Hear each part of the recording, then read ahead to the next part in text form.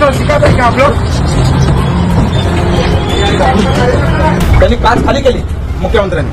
मग काच खाली केल्यानंतर मुख्यमंत्र्यांनी विचारलं हे तू कुणाला बोलतोस, तर हा बोलला की तुला बोलतो, तुम्हाला बोलतो. असं त्यांचं काय संभाषण झाल्यानंतर आम्ही सगळेच म्हटलं मुख्यमंत्र्यांची गाडी थांबली, काय झालं. मग तितक्यात तो त्यानंतर त्यांच्या पोलीस जेवढे अधिकारी होते त्यांनी संतोषला पकडलं आणि ते घेऊन गेले. असा तो आणि मी काही उठलो नाही, कारण की मला माहित नाही मुख्यमंत्री माझ्या कार्यालयात कशाला येणार.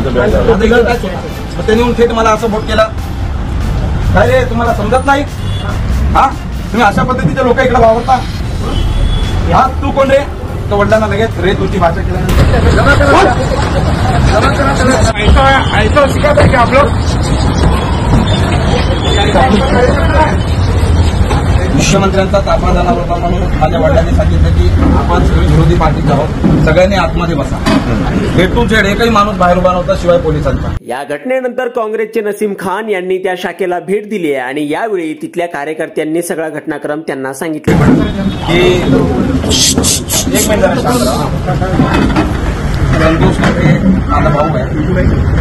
मुख्यमंत्र्यांचा ताफा जाणार होता म्हणून माझ्या वडिलांनी सांगितलं की आपण सगळे विरोधी पार्टीचे आहोत, सगळ्यांनी आतमध्ये बसा. भेटून झेड एकही माणूस बाहेर उभा नव्हता शिवाय पोलिसांचा.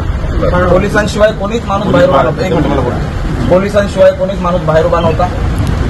माझा भाऊ जो आहे तो इथे कुठेच दिसत नव्हता, तो बाहेर गेला. मी आल्यानंतर एक तास अगोदर तो होता इथे, पण मला काही एवढे कल्पनाच नाही, तो बाहेर कुठेतरी होता. मग आम्ही सगळे इथे बसलो होतो, मुख्यमंत्री जाणार आहेत म्हणून मला बाहेर जायचं तुम्ही थांबलो, कारण की आता सगळे कापी बिपे लावतात, अडवतात म्हणून थांबलो इकडे. अच्छा, हे झाल्यानंतर तो कुठून तरी गेला आणि त्याने तिकडे थांबून तू गद्दार आहेस म्हणून असं मुख्यमंत्र्याला सांगितलं. ताफा जाताना तो गद्दार आहे. त्यांच्या गाडीची काच खाली होती, ती जाताना पण काच खाली होती. त्यांनी बोर्डाला बघितलं, काच खाली केली आणि इथून जाताना सुद्धा त्यांनी काच खाली केली. अच्छा, ही काच खाली केली नसती तर कदाचित त्यांना तेवढा आवाज गेला नसता, कारण की आवाज त्यांनी इथून कुठून तरी दिला होता. असं काय त्यांच्या अहो इथे समोर दिसला असता मीच पकडला असं त्याला. तो तिथून कुठून तरी आवाज येत तू गद्दारे म्हणून आला आणि त्यांची संभाषण त्यांनी काच खाली केली मुख्यमंत्र्यांनी. मग काच खाली केल्यानंतर मुख्यमंत्र्यांनी विचारलं हे तू कुणाला बोलतोस, तर हा बोलला की तुला बोलतो, तुम्हाला बोलतो. असं त्यांचं काय संभाषण झाल्यानंतर आम्ही सगळेच म्हटलं मुख्यमंत्र्यांची गाडी थांबली, काय झालं. मग तितक्यात तो आल्यानंतर त्यांच्या पोलीस जेवढे अधिकारी होते त्यांनी संतोषला पकडलं आणि ते घेऊन गेले. पूर्ण सविस्तर सांगणं गरजेचं आहे, इथे काही खोटं बोलून चालणार नाही त्यांच्यासारखा. तर संतोषला घेऊन गेल्यानंतर मुख्यमंत्री साहेब तिथून उतरले, थेट कार्यालयात आले. लोक बसलेले होते, मी असा होतो आणि मी काही उठलो नाही, कारण की मला माहित नाही मुख्यमंत्री माझ्या कार्यालयात कशाला येणार. कायच होता. त्यांनी येऊन थेट मला असं बोट केला, काय रे तुम्हाला समजत नाही, हा तुम्ही अशा पद्धतीचे लोक इकडे वावरता, हा तू कोण रे. तो वडिलांना लगेच रे तुझी भाषा केल्यानंतर साहेब तुम्हाला काही शिस्त आहे की नाही. एक मुख्यमंत्री आल्यानंतर तुम्हाला काही शिस्त आहे बसायची. मी उठा नाही बाई. आता हे बसायची शिस्त म्हणजे त्यांनी उठायला पाहिजे. मुख्यमंत्री आल्यानंतर उठायला पाहिजे होतं, असं त्यांचं म्हणणं होतं. पण मुख्यमंत्र्यांनी असं अचानक आमच्या कार्यालयात येणं आणि आम्हाला अशा पद्धतीने धमकावणं हे फार चुकीचं होतं. मला रे तुझी भाषा केली, एक शाखा प्रमुख आहे, बघून घेण्याची भाषा केली. ठीक आहे, बघून घ्या साहेब, तुमच्याकडे ताकद आहे, लोकशाहीमध्ये तुम्ही ठोकशाही करून टाकलेली सत्ता आहे तुमच्याकडे. पोलीस तुमच्या अंडरमध्ये, तुम्हाला काय करायचं ते करा. त्याच्या पलीकडे तुम्ही काय करणार आहे, कुठे गुन्हे दाखल करू शकता, त्याच्या पलीकडे काय करणार आहे.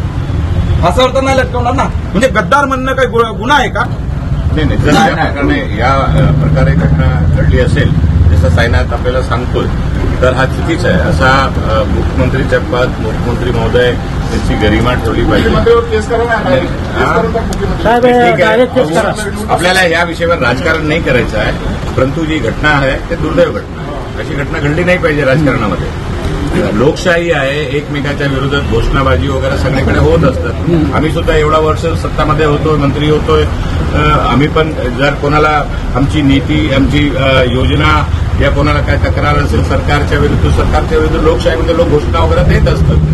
तर एवढा रिएक्शन देणं काय हे नव्हतं, पण ठीक आहे, याची तपासणी वगैरे आपण करू. आता या सगळ्या घटनेनंतर मुख्यमंत्री एकनाथ शिंदे यांची काय प्रतिक्रिया येते हे पाहणं आता महत्वाचं ठरणार आहे. कारण मी उमेदवार आहे, आमच्या गठबंधनच्या हा पक्षाच्या शाखा प्रमुख आहे साईना. तर अरे हा आमचं कार्यालय निवडणूक आयोगाकडून आम्ही परवानगी घेतलेली आहे, आमचं कार्यालय आहे. जर अशी प्रकारची घटना घडली असेल तर हा दुर्दैव आहे. त्याची नोंद निवडणूक आयोगाने, देशाच्या निवडणूक आयोगाने आणि राज्याच्या निवडणूक आयोगाने याची नोंद घेतली पाहिजे. साकी नाका येथील सभा संपवून मुख्यमंत्री एकनाथ शिंदे जात असताना त्यांचा ताफा संतोष कटके नावाच्या तरुणानं अडवला. काळे झेंडे दाखवून या तरुणाने मुख्यमंत्र्यांविरोधात अपशब्द वापरले. त्याने मुख्यमंत्र्यांच्या कारवर फटकाही मारला. या प्रकारामुळे संतप्त मुख्यमंत्री एकनाथ शिंदे यांनी ताफा थांबवला आणि स्वतः गाडीतून खाली उतरले. महाविकास आघाडीचे उमेदवार नसीम खान यांच्या कार्यालयासमोर ही घटना घडली. या घटनेचा व्हिडिओ आता समोर आलाय. या प्रकारामुळे एकनाथ शिंदे चांगले संतापलेले पाहायला मिळाले. त्यांनी कारमधून खाली उतरत महाविकास आघाडीच्या कार्यालयात गेले. त्या ठिकाणी कार्यकर्त्यांना जाब विचारला. कार्यकर्त्यांना तुम्ही असं शिकवता का असा सवाल करत मुख्यमंत्री एकनाथ शिंदे यांनी विचारला.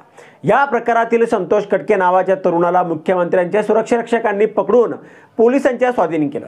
त्यानंतर कटके कुटुंबियांसह महाविकास आघाडीच्या कार्यकर्त्यांनी पोलीस स्टेशन बाहेर ठिय्या मांडला. साकी नाका येथे मुख्यमंत्री एकनाथ शिंदे यांना काळे झेंडे दाखवणारा तरुण आणि त्याच्या वडिलांनी आज मातोश्रीवर जात ठाकरे गटात प्रवेश केला आहे. संतोष कटके आणि त्यांचे वडील साधू कटके यांनी ठाकरेंच्या सेनेत प्रवेश केला आहे.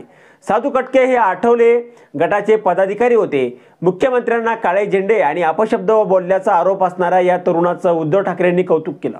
दरम्यान मुख्यमंत्री एकनाथ शिंदे यांना पाहिल्यानंतर माझ्यातील कडवट शिवसैनिक जागरूक झाला आणि मी घोषणाबाजी केली. त्यानंतर पोलिसांनी मला ताब्यात घेऊन काही वेळाने सोडून दिलं असं या तरुणाने म्हटलंय. माध्यमांना प्रतिक्रिया देतानाही या तरुणाने मुख्यमंत्री शिंदेच्या विरोधात अपशब्द वापरले. मात्र या प्रकारामुळे आगामी काळात शिंदे आणि ठाकरे यांच्या शिवसैनिकांमध्ये अधिक संघर्ष होण्याची शक्यता आता वर्तवली जात आहे. आता यावर तुम्हाला काय वाटतं? तुमचं मत कमेंट बॉक्समध्ये लिहायला अजिबात विसरू नका. व्हिडिओ आवडला असेल तर जास्तीत जास्त शेअर करा. आणि आतापर्यंत मराठी जनता आपण आपल्या या चॅनलला सबस्क्राईब जर केलेलं नसेल तर चॅनलला सबस्क्राईब करा.